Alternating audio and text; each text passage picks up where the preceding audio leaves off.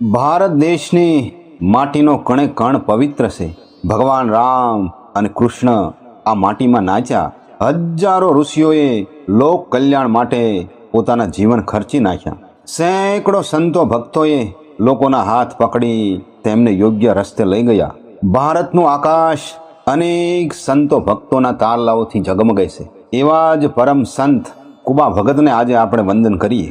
રાજસ્થાનની ધીંગી ધરામાં કે જ્યાં રાજપૂતોની તલવારના તેજ તિખારા ઝર્યા છે, રણચંડી બનીને રજપૂતાણીઓએ જ્યાં દુશ્મનોના માથા વાઢ્યા છે, આવી શૌર્ય, ત્યાગ અને પવિત્રતાની ભૂમિ પર કુબા ભગત નામે કુંભાર રહે, પોતાનું સ્વકર્મ કરે. એવા કુંભાર જ્ઞાતિમાં જનમિયા, અજી કરતા માટીનું રે કામ. એવા કુંભાર જ્ઞાતિમાં જનમિયા. આમ માટીના વાસણ બનાવવાનો પોતાનો ધંધો કરે, પતિ પત્ની પરસેવાની કમાણી કરીને પોતાનું ગુજરાન ચલાવે અને ભજન ભક્તિ કરે. આખા ગામમાં સૌ કુબા ભગત તરીકે જ ઓળખે. સાધુ, સંત, સંન્યાસી અને અભ્યાગતોના ઉતારા કુબા ભગતના ઘેર જ હોય. અતિથિને આવકાર આપી સેવા, ચાકરી અને પ્રેમથી રોટલો જમાડે. એટલે કુબા ભગતનો સંસાર ધન્યો ગૃહસ્થાશ્રમ હતો. એક દિવસ ગામના પાદરમાં સાધુની જમાત આવી છે. ભેળા હાથી, ખોડાનો મોટો રસાલો છે. જોગીની જમાતના મહંત ગામમાં ટેલ નાખે છે. એક ટંકના ભોજન માટે કોઈ ભાવિક જનની શોધ કરે છે, પણ આવડો મોટો રસાલો જોઈ કોઈ હા પાડતું નથી. જોગીની જમાતના મહંત, શેઠ, સાહુકાર અને દરબારોની ડેલીએથી પાછા વળ્યા.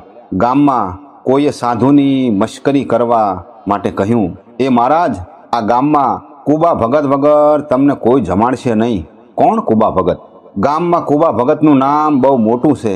એના આંગણેથી કોઈ દિવસ કોઈ ભૂખ્યું જતું નથી. સાધુ સંતો તો ચાલ્યા કુબા ભગતના આંગણે. જઈને જુએ છે તો કુબા ભગત તો ચાંકડો ફેરવી રહ્યા છે. તેમના ઘેરથી માતાજી માટીના પિંડા અંબાવી રહ્યા છે. સંતોને આંગણે આવેલા જોઈ કુબા ભગત અને માતાજીના હૈયે હરખ હમાતો નથી.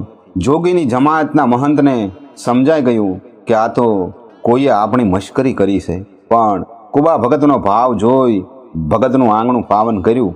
બે હાથ જોડી કુબા ભગત બોલ્યા, બાપુ, શું સેવા કરું? આજ અમારું આંગણું તમે પાવન કર્યું. સેવા તો કાંઈ નહીં, પણ તારું નામ સાંભળીને આવ્યા હતા ભગત. તો મારા ઘેર આજે ભોજન લઈને જજો બાપુ. ભગત, હું એકલો નથી, આખી જમાત છે મારી સાથે. કુબા ભગત બોલ્યા, ભલે ને હોય બાપુ, પંગત પાડશું. કુબા ભગત તો ઉપડ્યા ગામમાં સીધું સાબાન લેવા. 200 સાધુ સંતોની જમાત કુબા ભગત દુકાને દુકાને ફરવા માંડ્યા, પણ કોઈ હા પાડતું નથી.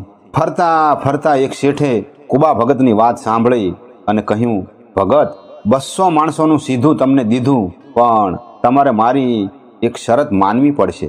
કુબા ભગત તો આનંદમાં આવીને બોલ્યા કે શેઠ, તમે કહો તે શરત મને કબૂલ છે.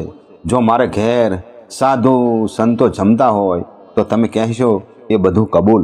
ભગત, શરત આકરી છે હો. શેઠે નોકરને હુકમ કર્યો કે આ ભગતના ઘેર 200 માણસોનું સીધું પોગાડો. કુબા ભગત બોલ્યા, બોલો શેઠ, શું શરત છે? મારે એક કૂવો ખોદાવો છે, એ તમારે ગાળી આપવો પડશે.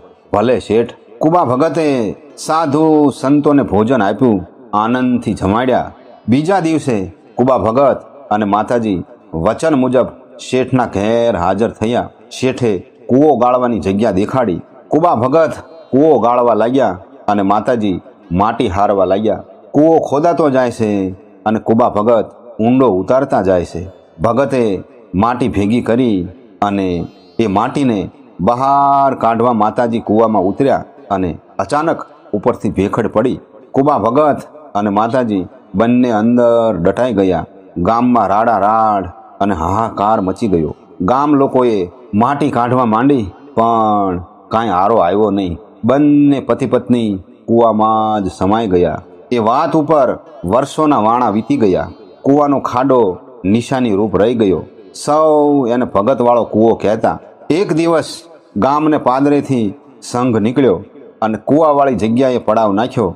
અધરાત થઈ છે ત્યાં તો સંઘ ઝબકીને જાગી ગયો. કરતાલ અને ઝાંઝ પખાદના અવાજ સંભળાવા લાગ્યા. ભજનના સૂર જાણે ધરતીના પેટાળમાંથી પાણીની સરવાળી ફૂટે એમ ફૂટીને બહાર આવતા હતા. સંઘના યાત્રાળુઓએ જઈને ગામ ધણી રાજાને વાત કરી. રાજાએ કૂવો ખોદાવવાનું શરૂ કરાવ્યું. માટી બહાર નીકળવા લાગી. કૂવાના તળિયે સૌએ જોયું તો કુબા ભગત અને માતાજી હરિ કીર્તનમાં તલ્લીન છે. રાજાએ કુબા ભગત અને માતાજીને બહાર કાઢ્યા. પાલખી મગાવી, સામૈયા કરી, પધરામણી કરી. એવા પરમ સંત કુબા ભગત અને તેમના ધર્મપત્ની માતાજીને આજે આપણે ભાવથી વંદન કરીએ.